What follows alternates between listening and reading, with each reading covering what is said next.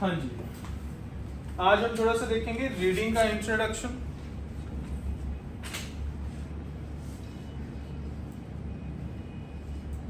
जो रीडिंग का अपना पोर्शन है उसमें आपके पास 5 क्वेश्चन टाइप्स हैं, जिनमें आपके पास आता है fill in the blanks, reading plus writing. यहां से आपका रीडिंग का पोर्शन स्टार्ट होगा। उसके बाद आता है हमारे पास multiple choice questions, multiple answer, MCQs, multiple answer. उसके बाद आता है reorders, fill in the blanks, reading and last पे एमसीक्यूज, सिंगल आंसर। ये 5 क्वेश्चन टाइप्स हैं जो कि रीडिंग के अपने मॉड्यूल की हैं। इसके अलावा भी कुछ क्वेश्चन टाइप्स हैं जहां से रीडिंग में मार्क्स आते हैं, आपको फाइन है।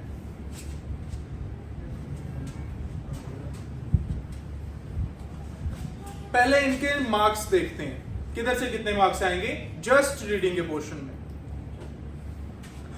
Reading and writing fill in the blanks almost 20 से 25 तक मार्क्स देती हैं आपको जस्ट रीडिंग के पोर्शन में। सही है। एमसीक्यूज, मल्टीपल आंसर 2 से 5 तक आपको मार्क्स दे सकते हैं, डिपेंड करता है कितने क्वेश्चंस आएंगे। रीऑर्डर्स मैक्सिमम 8 नंबर देते हैं आपको, 6 से 8 नंबर देते हैं ऐसे, 6 से 8 number. Fill in the blanks reading 20 से 25 नंबर तक दे सकते हैं, 25 जाते नहीं है, 22-23 तक जाते हैं ऐसे। एमसीक्यू सिंगल आंसर 1 से 2 मार्क्स देंगे। अब इन दोनों में से एक चीज कम से कम आपको आनी चाहिए, कम से कम एक चीज आपको आनी चाहिए जिसमें आप 20 नंबर तक निकाल सको। यह मुश्किल काम है। हम इस लिहाज से चीजों को पढ़ रहे हैं, किधर से कितने मार्क्स निकालेंगे हमारी रिक्वायरमेंट पूरी हो जाएगी, ऐसे है ना। अब ये देखो, ये 2 मेजर क्वेश्चन टाइप्स हैं फिल इन द ब्लैंक्स की। दोनों में से एक आपको करनी पड़ेगी, या फिर दोनों में से हाफ हाफ जरूर लेने पड़ेंगे। सही है। इतने का आपकी प्रैक्टिस हो, इतनी की समझ हो आपकी कि आप दोनों में से हाफ मार्क्स कम से कम ले लो। क्लियर? यहां तक समझ आई? इसके अलावा क्या चीजें हैं हमारे पास?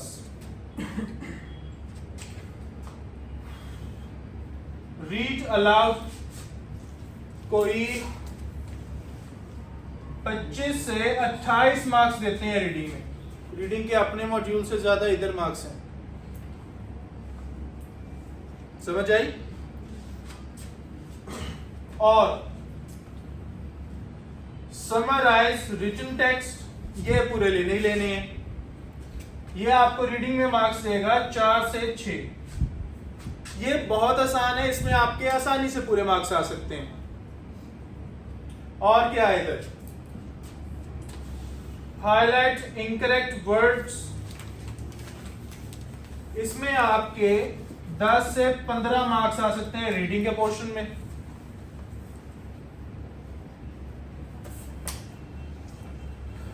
और हाईलाइट करेक्ट समरी 1 से 2 मार्क्स देगा रीडिंग के पोर्शन में। अब आते हैं कहां से कितने मार्क्स निकालेंगे हम। ये दोनों तो पूरे लेने हैं, नो कॉम्प्रोमाइज। सही है, क्योंकि ये दोनों चीजें आसान है, इतनी ज्यादा मुश्किल नहीं है ये दोनों चीजें। कितने मार्क्स? 20 मार्क्स तक लगा लो। चलो 20 भी नहीं, 18 तक लगा लो। और बताओ, इसमें से भी हमने थोड़ा सा मार्जिन रख लिया है, हो जाता है एक आधी गलती, उतना सा मार्जिन रख लिया हमने। रीड अलाउड, अगर आप हर रीड अलाउड में से 70 से ऊपर लेते हैं ना, आपके 20 से ऊपर मार्क्स होंगे इधर। अगर आप हर मॉड्यूल में से हर रीड अलाउड में से 70 से ऊपर मार्क्स लेते हो तो आपको कितने मार्क्स मिल जाएंगे? 20 से ऊपर। फिर भी 20 लगाते हैं, 20 मार्क्स इधर, कितने हो गए? 38। Major portion clear. कितने और चाहिए?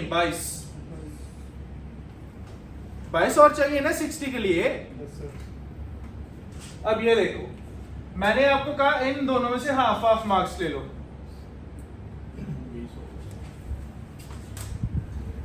10 इधर से, 10 इधर से, इधर से 1-2 नंबर तो आएगा, 2 इधर से, ये मार्जिन फिर हमारे पास बच गया।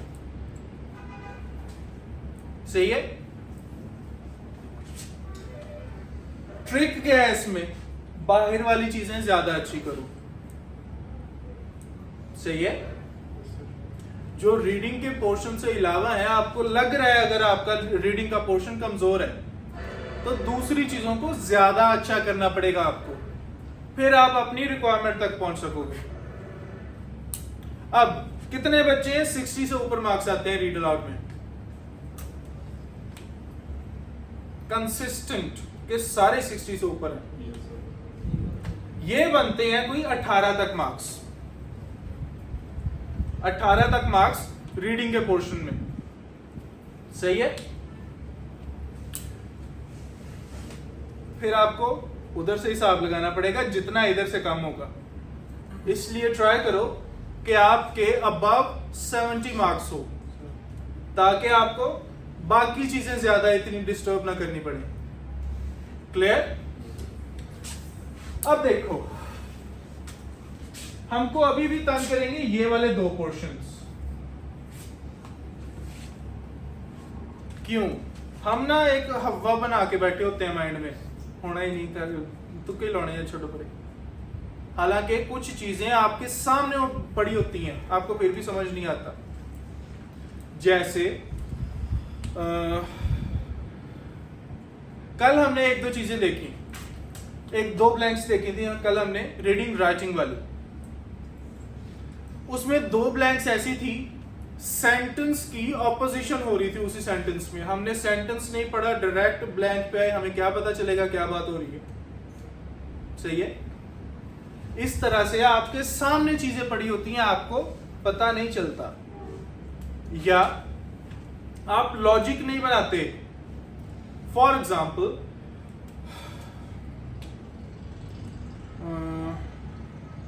बात हो रही है इधर कि हॉस्पिटल्स में ना पोल्यूशन बढ़ी है, हमें इसे डैश करना चाहिए। ऑप्शंस है आपके पास, कम करना चाहिए, ज्यादा करना चाहिए, बरकरार रखना चाहिए। क्या लगाएंगे? तब समझ आएगी जब आपको सेंटेंस के बारे में पता चलेगा। ऐसे तो फिर आप अक्कड़ बक्कड़ ही करोगे। हालांकि सिंपल चीज है, एप यूनी में आपको काफी मुश्किल क्वेश्चन दिए जाते हैं। जब जहां भी आप प्रैक्टिस करेंगे, आपको एग्जाम के लिहाज से काफी मुश्किल क्वेश्चन दिए जाते हैं।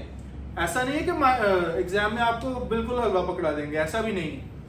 एग्जाम में भी 1-2 क्वेश्चन ऐसा होगा जो कि मुश्किल होगा। क्लियर? अब डिपेंड करता है वो क्वेश्चन पहले आता है या बाद में आता है। अगर वो क्वेश्चन आपके टेस्ट के स्टार्ट में आ गया, ਤੁਹਾਡਾ पूरा रीडिंग का पोर्शन गया। क्यों? हमारे माइंड में वो बात बैठ जाएगी, मुश्किल आना है, मुश्किल आना है, मैं तो नहीं कर सकूंगा। आपसे पूरा सेक्शन ही नहीं होगा। ये गारंटी मैं आपको लिख के दे सकता हूं कि अगर ऐसा होता है, आपको स्टार्ट में मुश्किल क्वेश्चन आ गया, आपसे पूरा पोर्शन ही नहीं होगा। क्यों? माइंड में वही बात रहेगी कि हमको ये मुश्किल चीज आ गई। इसलिए ट्राई करो, इधर जितने मार्क्स निकल सकते हैं ज्यादा से ज्यादा मार्क्स निकालो, आपका ही फायदा है। उधर एक आधी गलती हो भी जाए, चल जाएगा। क्लियर? यहां तक कोई इशू, कोई बात ना समझ आई हो?